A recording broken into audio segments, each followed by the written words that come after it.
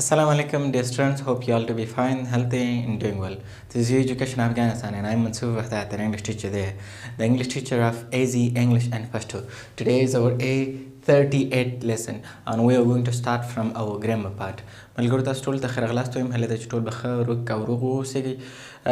نن زموږ د A برخې اته دېرشم لوست دی. په دغه لوست کې موږ لومړنی د ګرامر په اړه بحث کړی او موږ تېرو درسونو کې ټینس شروع کړی او د ټینس دغه کټګورۍ مو ویشلې وي چې مثلا موږ پاست ټینس لرو، پریزنټ لرو، فیوچر لرو، څومره پرفیکټ زمانې لرو، څومره کنټینیوس زمانې لرو، څومره پرفیکټ کنټینیوس لرو او څومره سمپل زمانې لرو. په دې باندې بحث کړو. راځو موږ نن یو بله برخه چې عموما موږ کله ټینس تشریح کوو د عموما ټینس ډسکرایب کوو، دغه کې یعنې موږ په څه شي باندې بحث کوو او څه شی داسې دي چې هغه ټینس موږ ته تشریح کولی شي او دغه ټینس مخصوص سپیسیفیکیشنز دي چې دغه ټینس په هغې باندې موږ څنګه کولی شو پېژندلی شو. عموما موږ ټینس چې کله بحث کوو موږ د دوه شیانو نه به د ټینس بحث کوو، یو د فارمولا نه او یو د یوزیج نه. څه شي نه؟ فارمولا او یوزیج نه. یعنی موږ کله ټینس چې بحث کوو هغه اول هغې نوم زده کوو، مثلا چې دغه نوم ورته ولې وایي، بیا د هغې د فارمول څخه بحث کوو چې دغه فارمول یعنې کوم دغه جملې چې موږ په ټینس کې جوړوو دا څنګه جوړوو، بیا دغه نه یوزیجز څخه بحث کوو چې دغه ټینسونه څه رقم یوزیجز لري. فرست لیټس ټاک اباوټ فارمولا. راځئ د فارمولا نه بحث وکړو. فارمولا لکه تعریف یې داسې دی is a structure by which we make sentences in the tense. وایي فارمولا یعنې فارمول is a structure، دا یو جوړښت دی. structure څه ته وایي؟ جوړښت ته وایي. وایي دا داسې یو جوړښت دی by which we make sentences in the tense. د څه شي په واسطه چې موږ کولی شو چې په یو ټینس کې یعنې یوې زمانه کې څنګه جوړې کړو؟ جملې جوړې کړو. یعنې د فارمول په واسطه باندې موږ کولی شو چې په یو زمانه کې څه جوړې کړو؟ جملې جوړې کړو. دغه له موږ سره دغه همکاري کوي، دا فارمول موږ سره څه همکاري کوي؟ دا همکاري کوي چې څو موږ په یو ټینس کې جمله جوړه کړو. مثلا مثال په ډول موږ د سمپل پریزنټ ټینس یو سټرکچر لرو. کله چې موږ سمپل پریزنټ ټینس لولو هغې کې سټرکچر داسې ولو چې سبجیکټ به راځي، ورب به راځي، کمپلیمنټ به راځي. دا مثلا د پازیټیو په عادي حالت کې د پازیټیو جملو یعنې د افرمیټیو جملو کوم سټرکچر چې دی داسې دی چې سبجیکټ دی، ورب دی او کمپلیمنټ دی. راځو مثلا لکه دا موږ ته څنګه ښایي چې جمله په یو ټینس کې جوړه کړو. مثلا موږ ته سبجیکټ دی که نه، وایو آی گو ہوم.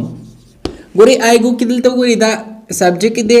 دا ورب دی او دا هم چې دی کمپلیمنټ دی. ګورئ که چېرته دا سټرکچر نه وی مثلا دا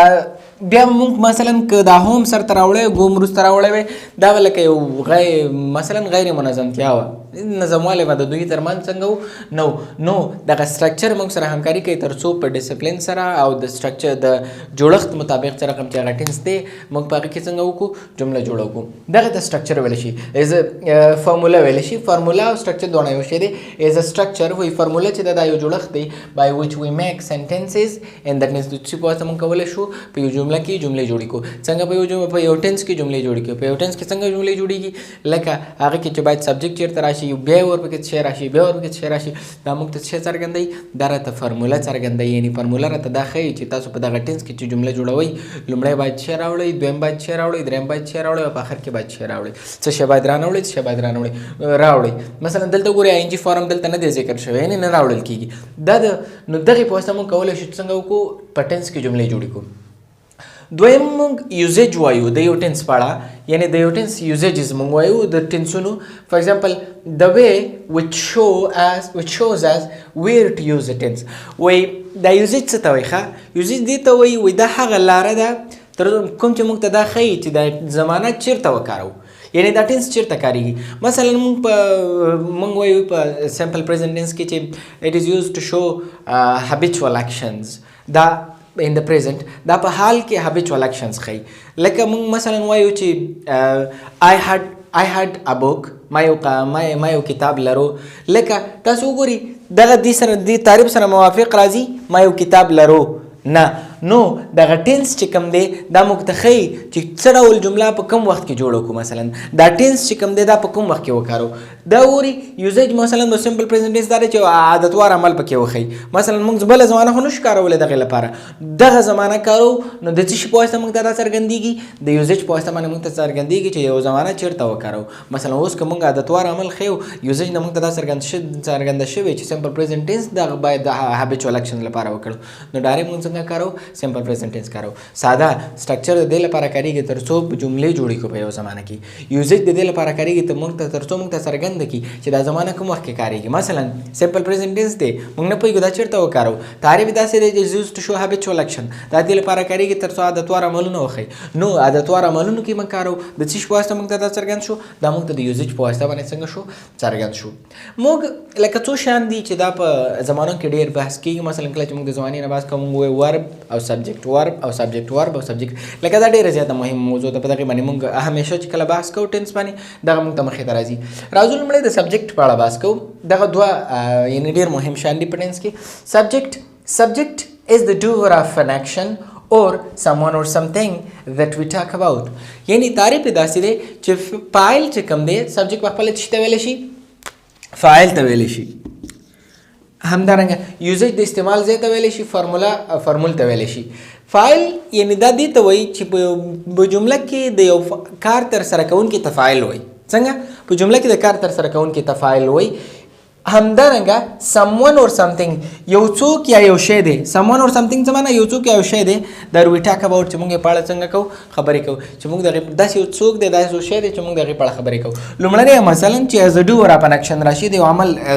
یعنې اجرا کول موږ ته وښیي فار ایګزامپل موږ وایو I teach English زه ښوونځي زه انګلیسي تدریسوم تاسو دې کې وګورئ یو عمل ترسره شوی دی څه ترسره شوي ټیچینګ ترسره شوی دی دا چا ترسره کړی دی همدغه فایده کوي دغې ته سبجیکټ وایي یعنې په جمله کې که چېرته کار ترسره شوی و تاسو پیدا کړئ چا ترسره کړی دی دا کار هغه چې مو پیدا کړو دغه په دغه جمله کې څنګه شو سبجیکټ شو فار ایګزامپل ټیچینګ انګلیش شوی چا کړی دی آی کړی نو آی موږ سره په خپله سبجیکټ شو څه رقم سبجیکټ شو ډوور اف ان اکشن د کم اکشن د ټیچینګ اکشن دغه ته څنګه ویلی شي سبجیکټ وایي یا someone or something that we talk about داسې یو څوک یا داسې یو شی چې د هغې په اړه موږ خبرې کوو یعنې مثلا یو جمله راغلې ده په هغې کې عمل نه دی ترسره شوی بیا څنګه کولی شئ تاسو سبجیکټ وپېژنئ بیا هغه څوک یا هغه شی پیدا کړي چې موږ د هغې په اړه خبرې کوو مثلا شي از ا ټیچر هغه یو استاد ده موږ د چا په اړه خبرې کوو موږ د شي په اړه خبرې کوو نو دا شي هم سبجیکټ شو آی هم سبجیکټ شو مګر آی داسې سبجیکټ شو چې ډوور اف ان اکشن دی او شي داسې سبجیکټ شو چې د هغې په اړه موږ خبرې کوو دا سبجیکټ هم شیان راتلی شي هم خلک راتلی شي مثلا راتلی شي چې احمد محمود فواد جواد مثلا راتلی شي کار بوک پن همدارنګه سبجیکټ پروناونز راتلی شي لکه آی ویدیو دی هی شټ دغه ټولو ته څنګه ویلی شي سبجیکټ ویلی شي نو دا موږ په جمله کې راتلونکي ټینسونو کې موږ دا بحث کوو چې سبجیکټ سر ته راوړو سبجیکټ منځ ته وړو سبجیکټ نه وروسته داسې سبجیکټ نه وروسته هغسې دا ډېر مهم دی زده یې کوي دویم موږ د ورب ډېره غټه موضوع ده موږ دلته لږ مختصر بحث ورباندې کوو تر څو تاسو په ټینسونو باندې ورسره وپوهېدلی شئ ورب is a word which is used to show state existence or action state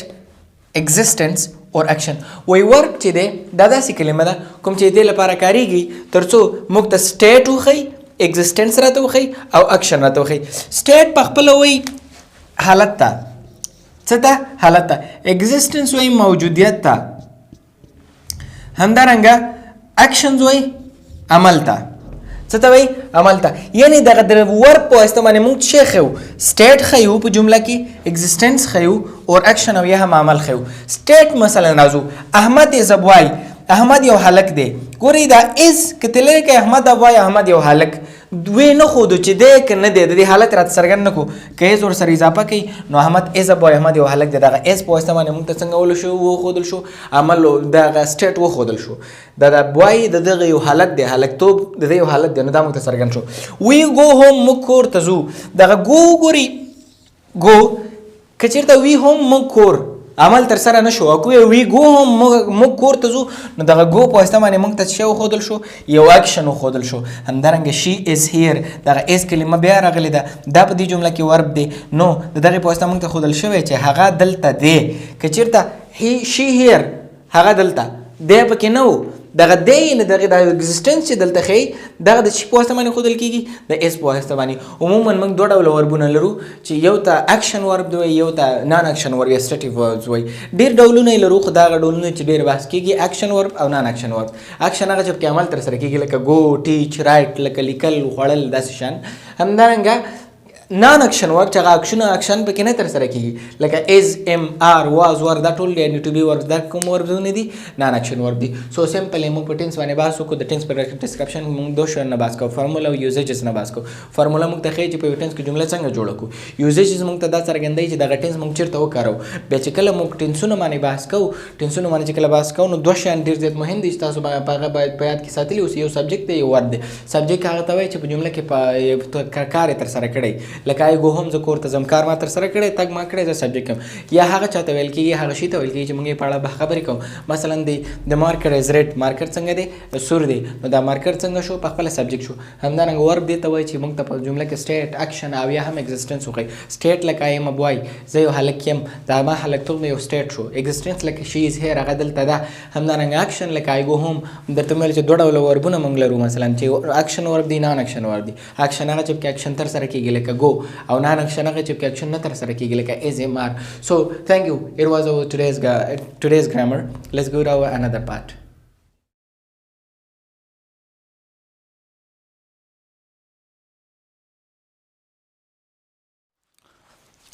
coming towards follow me diet difference difficult disappoint discover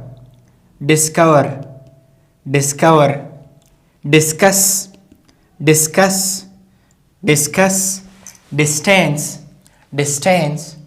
diet difference difficult disappoint discover discuss and distance diet ویلی شي پرهیز ده څه ته ویلی شي پرهیز ده for example you can say that I am on diet زه پرهیز کې یم and I do not eat oily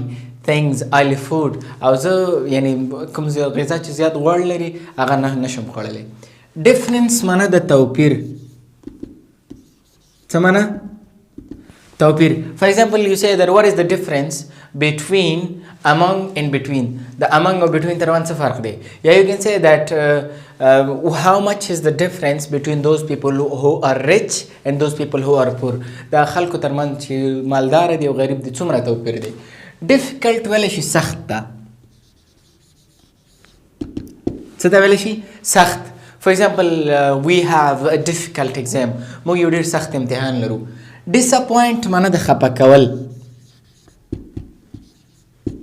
یا مایوسه کول for example you have disappointed me تا زه خفه کړی یم یا زه دې مایوسه کړی یم do not disappoint anyone هیڅوک مه خفه کوئ یا مه مایوسه کوئ discover ویلی شي کشف کولو ته څه ته ویلی شي کشف کول for example who has discovered the electron چا کشف کړی یا you can ask different questions like that have you ever discovered anything I have discovered that or etc discuss بحث پر کول یا بحث کول for example let's discuss about the future plans of the club راځئ چې د کلب راتلونکو پلانونو په اړه بحث وکړو I have not discussed anything with you ما تر اوسه تاسو سره هیڅ شی هم نه دی بحث کړی distance فاصله څه ته ویلی شي فاصلې ته for example the distance between our house and their house is 1 kilometer زموږ د کور ترمنځ او د دوی د کور ترمنځ لکه دواړو ترمنځ 1 کیلومتر فاصله څنګه ده فاصله ده 1 کیلومتر نو ډایټ پرهیز ته وایي ډیفرنس توپیر ته وایي یعنی فرق توپیر ډیفیکلټ سخت ته وایي ډیساپوینټ خفه کولو ته وایي ډسکور کشف کول ډسکس بحث ور باندې کول یا بحث کول او ډسټنس معنی فاصله thank you let's go to our another part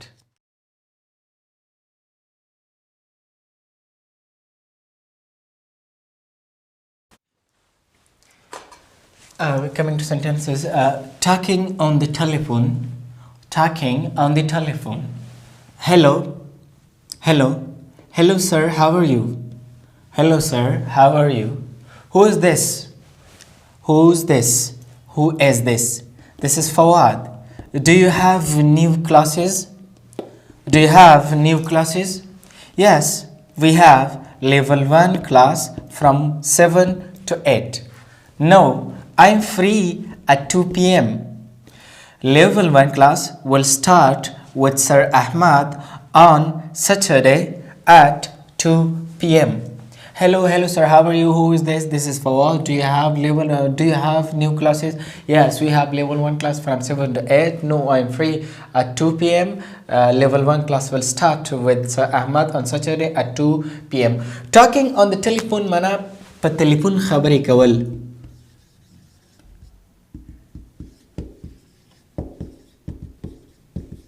Samana pa telephone khabari kawal. Talking on the telephone pa telephone mane khabari kawal. ټلیفون مه وایي ښه ټلیفون ووایي. هلو معنا د سلام هغه ورته وایي سلام سر څنګه یې هلو سر هاو آر یو سلام ښاغلیه څنګه یې هغه ورته وایي فاین خیمه یا مثلا که ورته ونه وایي رسمي کار دپاره ورته وایي هو از دیس هغه ته پوښتنه کوي څوک یې is this معنا څوک یې ګورئ عموما مثلا who are you زیاتره هغه وختونه کارېږي کله چې یو څوک ولیدلی شي کله چې بیا یو څوک نه ګوري مثلا دروازه ده ټک ټک کېږي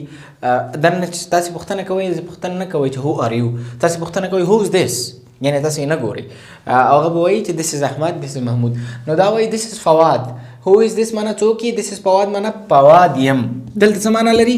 معنا دا ده چې فواد یم do you have new classes آیا نوي ټولګي لرئ do you have new classes آیا نوي ټولګي لرئ yes we have و لرئ level 1 class from 7 to 8 هو موږ د level 1 صنف